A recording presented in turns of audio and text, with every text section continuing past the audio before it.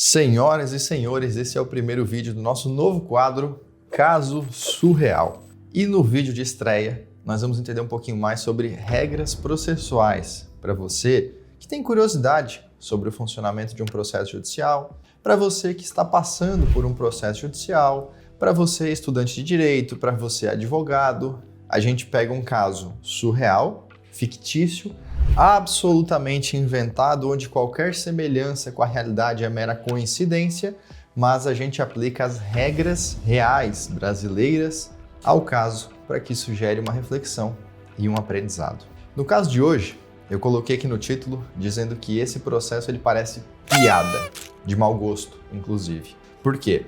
O que aconteceu especificamente nesse caso surreal? Um lado, que a gente vai chamar de parte é aquele que faz parte do processo, simples assim. Então, uma parte entrou com o processo e fez lá 3 pedidos. Um pedido de indenização por danos morais de R$10 mil, um pedido de danos materiais de R$5 mil e um pedido de ressarcimento de despesas de mais R$2 mil. O outro lado, a outra parte, recebeu esse processo, apresentou as suas defesas, em resumo disse que aquela primeira parte que entrou com a ação não tem direito a nada. Tudo que foi pedido não é direito. Não tem direito. E colocou ali as suas argumentações. Chegou, depois da audiência, as testemunhas, as provas durante o processo foram produzidas, veio a famosa sentença, a decisão do juiz, aquele que o pessoal costuma chamar popularmente de bater o martelo. O juiz bateu o martelo e condenou, sim, aquela parte que estava sendo processada, ao pagamento de R$100 mil de indenização por danos morais, mais R$50 mil de danos materiais e os R$2 mil de ressarcimento de despesa, além de honorários de advogado, custas e etc. A parte que foi condenada ficou absolutamente indignada, porque uma regra processual básica foi violada. Que regra é essa? A regra de que o juiz não pode dar mais do que é pedido. Qualquer decisão além do que foi pedido no início do processo é uma decisão ultra petita ou extra petita. Ultra é para cima, extra é para fora, mas o que importa é não está no rol de pedidos. E a regra processual básica diz que o juiz não pode dar mais ou dar além ou dar fora do que aquele limite dos pedidos que foram feitos. Se acontecer um julgamento assim, como aconteceu nesse caso surreal, o que pode ser feito? Ainda dentro desse mesmo processo, e isso aconteceu nesse caso surreal, lembrando, é um caso completamente inventado. Aquele lado, aquela parte que foi condenada, ficou inconformada com essa decisão, por quê? É um julgamento visivelmente ultra petita ou extra petita. Então, aquela parte que perdeu fez um recurso. Esse recurso foi para um grupo de juízes, num segundo nível, que são chamados de desembargadores, onde revisaram essa decisão do juiz, essa sentença, e decidiram o quê? Manter a condenação. Manter a condenação significa que aquilo que o juiz na primeira instância condenou R$100 mil de dano moral e etc, continua na condenação. Então essa parte que perdeu o processo, ela tem direito a mais um recurso para a última instância possível na justiça. Vamos chamar aqui de terceira instância. Feito o recurso, a terceira instância manteve a condenação. E aí, o que pode ser feito agora por essa parte que perdeu? E uma regra muito básica, processual, foi violada? Nós temos uma última medida processual que a nossa lei brasileira ainda assegura, chamada ação rescisória. Depois que este primeiro processo foi encerrado, não cabe mais recurso, já foi julgado na segunda instância, na terceira instância, o processo está encerrado. Aquela parte que perdeu é obrigada a pagar o valor que ela perdeu. Essa parte perdedora pode entrar com uma nova ação. Essa nova ação tem o nome de ação rescisória e o objetivo dela é anular a ação anterior.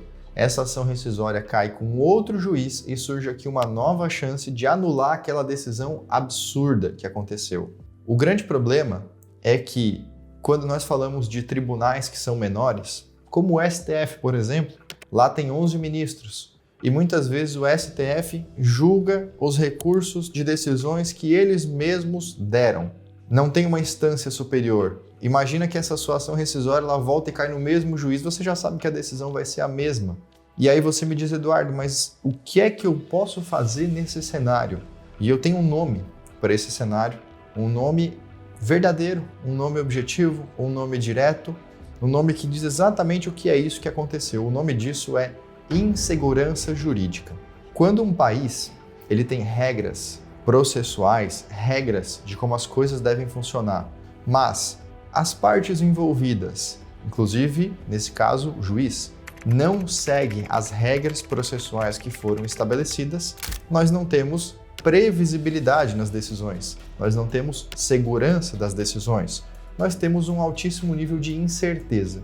Isso mostra que se o país que cria as suas regras não cumpre suas próprias regras, não é interessante ficar ali, talvez. E a última alternativa possível diante desse cenário surreal e caótico que eu narrei é ir embora. É ir embora e procurar um outro país em que as regras que são criadas por aquele país são cumpridas.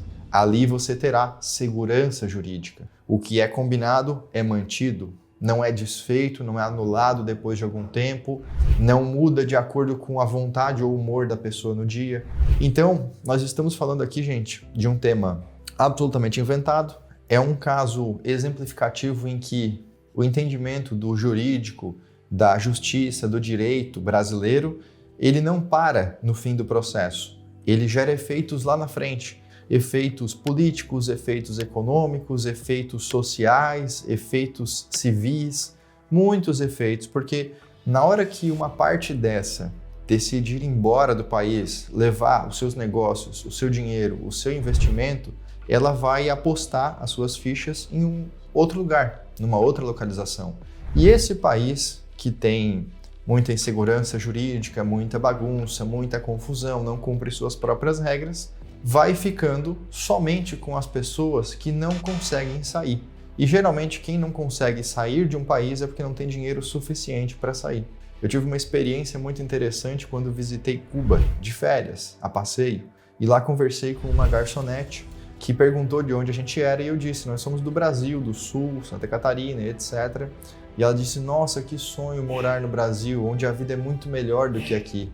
E aí nós perguntamos, se a vida é melhor lá do que aqui, na sua visão, por que você não sai daqui e vai para lá? Ela falou, eu não consigo. Não tem autorização do governo para todas as pessoas, para que haja saída, então a gente tem uma restrição legal de saída, esse é o ponto número 1. Ponto número 2, é muito caro. Com o que a gente ganha aqui, nós não temos recursos, nós temos que economizar o dinheiro de uma vida inteira para conseguir comprar uma passagem, sair do nosso país, ir para um outro país e começar a estabelecer uma vida lá. Então, esse país, que é o equivalente a se fosse uma empresa, ele vai ficando só com as pessoas que não conseguem ter dinheiro, que têm pouco dinheiro, que não conseguem sair, e as outras pessoas com muito dinheiro vão saindo, esse país vai empobrecendo. Então, o direito ele é muito importante para além do resultado em um só processo. É neste exemplo desse caso surreal que a gente estudou hoje, que você consegue entender que uma decisão dentro de um processo, ela dá um significado, ela tem uma mensagem que é passada. E essa mensagem gera efeitos para muito longe, gera efeito para muitas pessoas. E ele pode afastar pessoas com dinheiro ou atrair. Fica a reflexão no caso de hoje. Eu quero saber se você gostou dessa historinha, desse primeiro caso da nossa série Caso Surreal, completamente inventado, como eu já disse aqui. Coloca nos comentários que eu vou ler o seu feedback. Se você ficou com dúvidas ainda, também coloca aqui nos comentários que eu vou procurar ler e responder. Lembrando que a finalidade desse tipo de vídeo é meramente educacional. As regras processuais passadas são as regras que estão valendo no Brasil hoje, mas os fatos são completamente inventados para a gente justamente esticar, ir a um extremo e ver quais são as consequências que o direito pode proporcionar. Tá bem? Não esquece de clicar no botão de gostei, se inscreve no canal e compartilha esse vídeo com algum amigo ou amiga se você acha que esse conteúdo pode ajudá-lo. A gente se vê nesse mesmo canal nos próximos vídeos. Até lá. Tchau!